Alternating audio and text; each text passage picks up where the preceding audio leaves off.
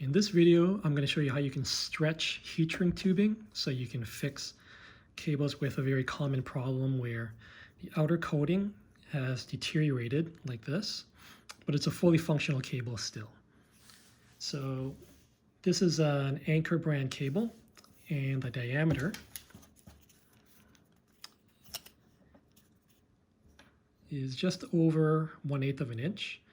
So I'm going to choose to use heat shrink tubing that is 1/4 to 1/8 when it is heated up. Now the problem with this heat shrink tubing is it's too small out of the box to get over the connector head. So with the right tool,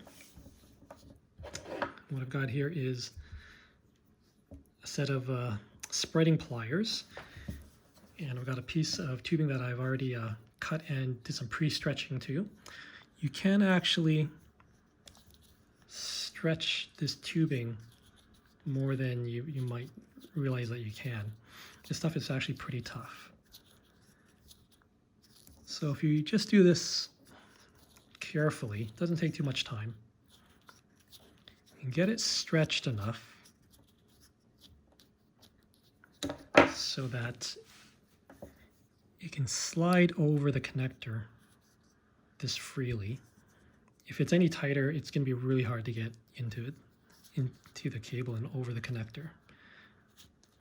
So just like that. It's that easy to stretch it to this point. And I've actually got another one already inserted, so we're going to heat this up and get it around the connector and the cable. And the reason why I'm going to use two is just to reinforce it a little bit. And the other one is going to be a little bit shorter to add a little bit of strain relief as well. So we'll get this one going, get this one shrunk, get our hair dryer.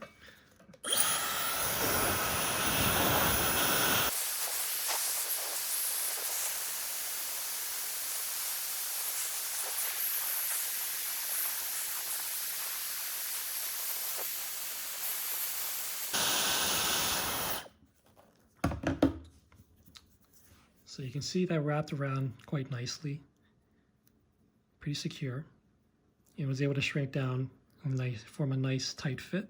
So I've got the second piece of shrink wrap that I'm going to bring over as well, and I'll show you why I'm using two pieces.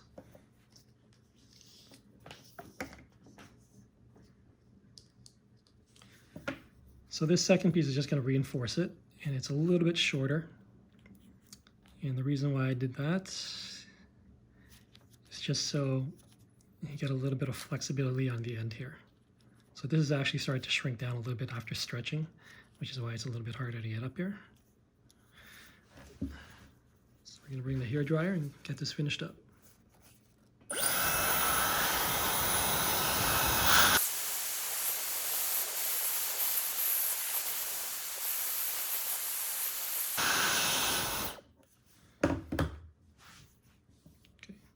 So there you go. Two pieces, pretty cheap fix, and you got a functional or a robust cable again.